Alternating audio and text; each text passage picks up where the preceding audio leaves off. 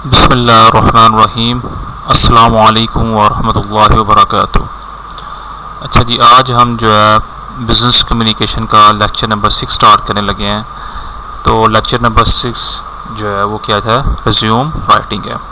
क्योंकि इससे पहले जो हमें लेक्चर नंबर 5 था उसमें हमने कैरियर प्लानिंग की बात की थी, लेकिन अब इसमें हम जो है रिज्यूम राइटिंग की बात करेंगे कि कैरियर प्लानिंग के बाद अपना रिज्यूम आप कैसे लिख सकते हैं, कि कौन कौन चीज़ें हैं जिसमें आप इसको देख सकते हैं।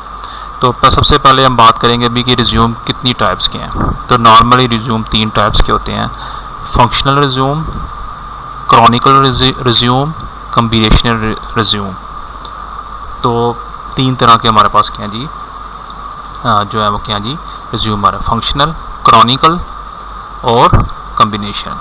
उसके बाद फिर हम डिस्कस करेंगे कि किस तरह से हम रिज्यूम को राइट कर सकते हैं और उसकी प्रूफ रीडिंग कैसे होगी। तो पहले 1 बाय 1 देखते हैं कि ये रिज्यूम कैसे हैं। Functional resume, A functional resume emphasizes a list of skills and accomplishment, identifying the employers and academic experience in a subordinate section। तो फंक्शनल रिज्यूम के पहले सेक्शन में हम अपनी स्किल्स, यानी जो रिज्यूम लिखता है वो अपनी स्किल्स और अपनी अकम्पलिशमेंट के बारे में बताता है कि भी मेरी ये एजुकेशन है, ये मेरी स्किल्स है, मैं ये कर सकता हूँ, ये नहीं कर सकता। और उसके बाद फिर वो एम्प्लॉयर्स की बात करता है। This pattern stress individuals' area of competency, so it is useful for people who are just entering the job market। तो ये रिज्यूम उनके लिए बेहतर होता है जो कि नए नए होते हैं जॉब मार्केट में, या जिनके पास फ्रेश डिग्री होती है और वर्क एक्सपीरियंस नहीं होता, तो उनके लिए ये बहुत अच्छा रिज्यूम है। इसके एडवांटेजेस क्या हैं? Without having to read through job description, employers can see what you can do for them. तो उसका पहले सेक्शन में जैसे हमें पहले बात की है कि लिखा होता है कि भाई आपकी क्वालिफिकेशन क्या है, आपकी स्किल्स क्या हैं, आपकी कॉम्पिटेंसीज़ क्या हैं। तो वो एम्प्लॉयर के लिए बड़ा आसान हो जाता है, वो पढ़ लेता है हाँ जी कि ये बंदा मेरे काम का है कि नहीं है। फिर you can emphasise earlier job experience, कोई जॉब एक्सपीरियंस है जो कि आपने किया वो लिख सकते हैं। You can deemphasise any lack of career progress और लेंथी अनएम्प्लॉयमेंट। इससे ये फ़ायदा है कि अगर आप ज़्यादा देर तक आपने जॉब नहीं की या अनएम्प्लॉयड रहे हैं या आप नई जॉब हासिल करनी है, तो इसके लिए ये क्या जी फ़ायदेमंद हो जाता है कि आप जो है बहुत सारी हामियाँ अपनी इसमें कवर कर लेते हैं। इसमें भी जी इसकी एग्जांपल क्या है कि पहले हम अपनी रेलिवेंट स्किल्स लिखते हैं कि मेरी पर्सनल सेलिंग है, रिटेलिंग में कर सकता हूँ, मसलन जैसे एग्जांपल दी है कि रेलिवेंट स्किल्स लिखते हैं कि अभी पर आप बताते हैं पब्लिक इंट्रैक्शन बड़ी अच्छी है, मैं लोगों के साथ बातचीत कर सकता हूँ, मैंने ये किया है वो किया है, और फिर मैंने जी कौन कौन सी चीज़ें मैनेज की हैं। अब देखें आप रिज्यूम में स्टार्ट करने से पहले आपने बता दिया है कि आपकी जो पर्सनल जो स्ट्रेंथ्स हैं क्या है, आपकी पर्सनल जो स्किल्स हैं वो क्या हैं जी, पर्सनल सेलिंग है, पब्लिक इंट्रैक्शन है, मैनेजिंग है। तो ये सब चीज़ें क्या जी आप पहले ही बता देते हैं ताकि रिज्यूम स्टार्ट करने से पहले ही, पढ़ने से पहले ही लोग जान जाएं कि आप क्या कर सकते हैं, आपकी क्वालिफिकेशन क्या है, आपकी स्किल्स क्या हैं और आप क्या कर सकते हैं और क्या नहीं कर सकते। दूसरा हमारे पास क्या जी, क्रॉनिकल रिज्यूम। क्रॉनिकल रिज्यूम की एग्जांपल ये हमें दी है कि आप पहले बताते हैं कि रिज्यूम शुरू करने से पहले बता देते हैं कि हाँ जी मैंने जून 2006 से लेकर प्रेजेंट तक मैंने चीफ अकाउंटेंट की जॉब की है, फाइनेंशियल एनालिसिस था, उसके अंदर मैं ये कंपनी का नाम है और ये सारी एक्टिविटीज़ मैं वहाँ पे करता रहा हूँ। कि जैसे मसलन मैं वहाँ पे prepare income reports for the wholesale, gift fair, importers, audit financial transactions, created a computerize model, negotiate joint venture agreements. तो अब ये क्या किया आपने कि क्रॉनिकल रिज्यूम में पहले ही बता दिया कि आपका वर्क एक्सपीरियंस क्या है। फंक्शनल में क्या था कि आप अपना वर्क एक्सपीरियंस नहीं बताते थे। क्यों नहीं बताते थे फंक्शनल में? कि आपके पास वर्क एक्सपीरियंस है नहीं है, या है तो वो इतना अच्छा नहीं है, या आपने ज़्यादा जॉब नहीं की। तो क्रॉनिकल में क्या करते हैं, आप पहले बताते हैं कि आपने कहाँ कहाँ जॉब की है, तो फिर बाकी अपनी डिटेल्स बताते हैं। तो ये कहेंगे क्रॉनिकल रिज्यूम की एग्जाम्पल है। फिर तीसरा ये combinational. The combination resume includes the best feature of the Chronicle and functional approach. तो जिसके अंदर रिज्यूम के अंदर क्रॉनिकल और फंक्शन दोनों अप्रोच हम इस्तेमाल करते हैं, तो उसको हम कहते हैं कम्बिनेशनल रिज्यूम कहते हैं। It has 2 major disadvantage, it tends to be longer and it can be repetition if you have a list of your complementation skills in both the functional section and chronicle language। तो इसका disadvantage ये है कि बहुत ज़्यादा लंबा होता है। ज़ाहिर है लंबा क्यों है? क्योंकि आपने फंक्शनल की क्वालिटीज़ भी ऐड कर ली हैं और क्रॉनिकल की भी ऐड कर ली हैं, तो इसलिए ये लंबा हो जाएगा, और लंबा हो जाएगा तो फिर इसकी रेपिटेशन भी आ जाएगी। तो ये इसके क्या डिसएडवांटेज हैं। तो नॉर्मली हम जो है कम्बिनेशन रिज्यूम भी इस्तेमाल करते हैं ताकि हम किसी को अच्छा इंप्रेशन दे सकें। ये एग्जांपल है जी कम्बिनेशन की। यहाँ पे आपका नाम आ गया, यहाँ पे आपने अपने ऑब्जेक्टिव्स लिखे हैं, ऑब्जेक्टिव्स क्या हैं, ये आपकी स्किल्स और कैपेबिलिटीज़ आ गई। ठीक है जी। उसके बाद फिर आप क्या करते हैं, आप अपनी स्पेशल स्किल्स बताते हैं कि मेरी स्पेशल इवेंट एक्सपर्टीज़ है, मेरी ये मेरी एजुकेशन है और ये मेरी क्या जी एम्प्लॉयमेंट हिस्ट्री है। तो इसे वन बाय वन आप जो है ये करते रहते हैं।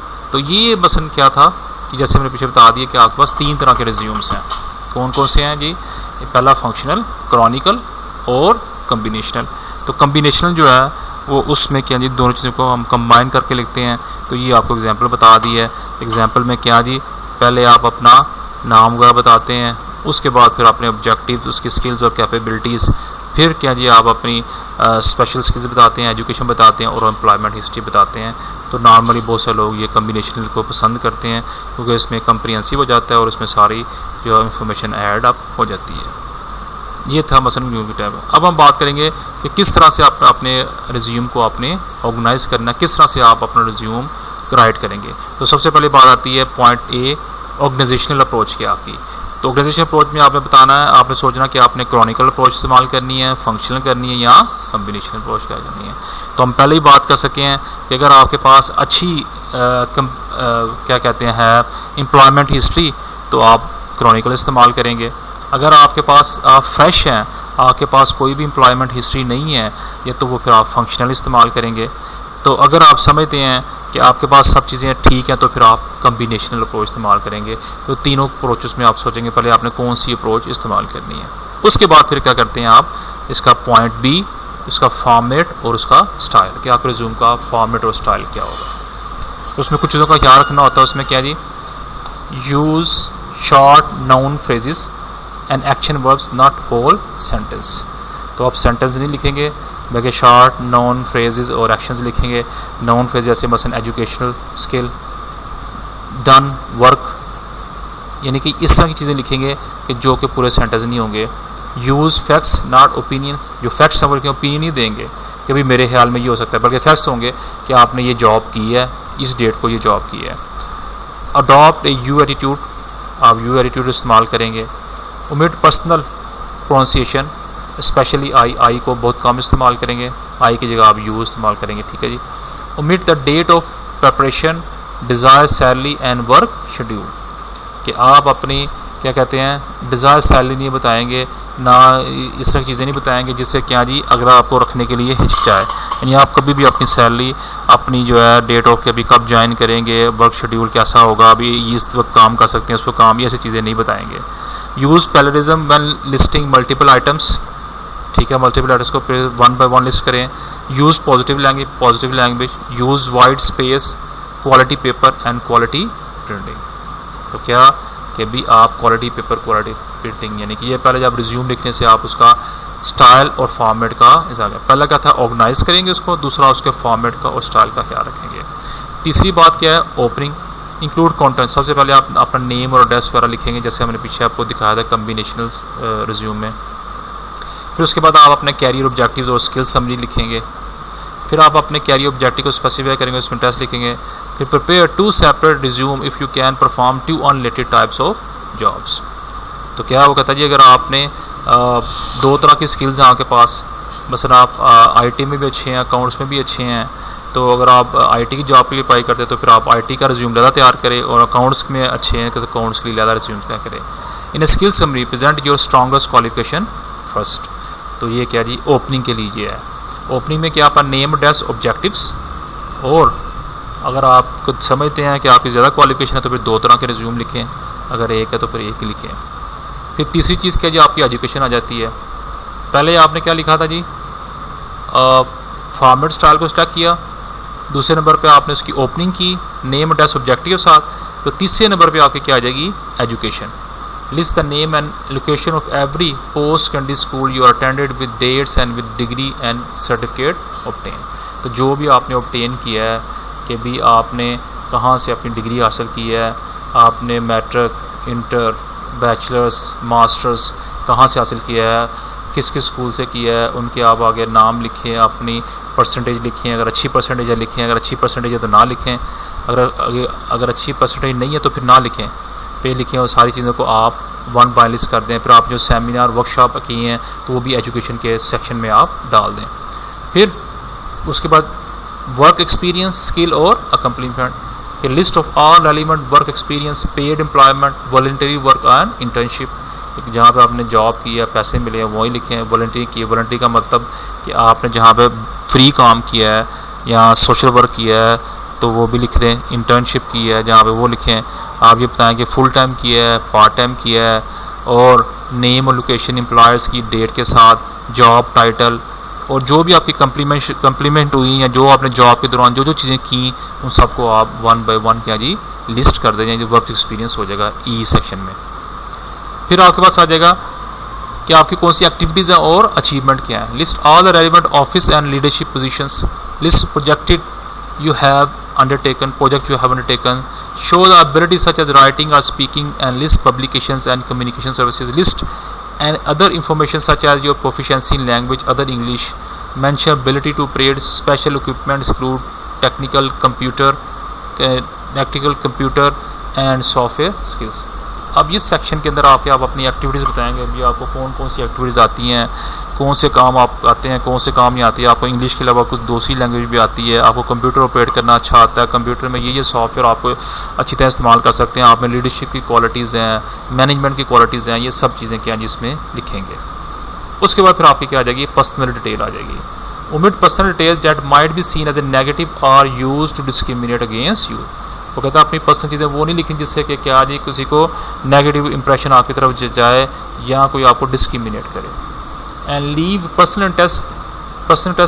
Interest of unless they are relevant to the position been. और आपके जो पर्सनल इंटरेस्ट हैं उनको आप उसमें ज़ाहिर ना करें कि आपके जी मैंने इतनी सैलरी लेनी है, इतने आवर्स काम करना है, मेरा इंटरेस्ट ये है, मेरे ऑब्जेक्टिव्स ये हैं।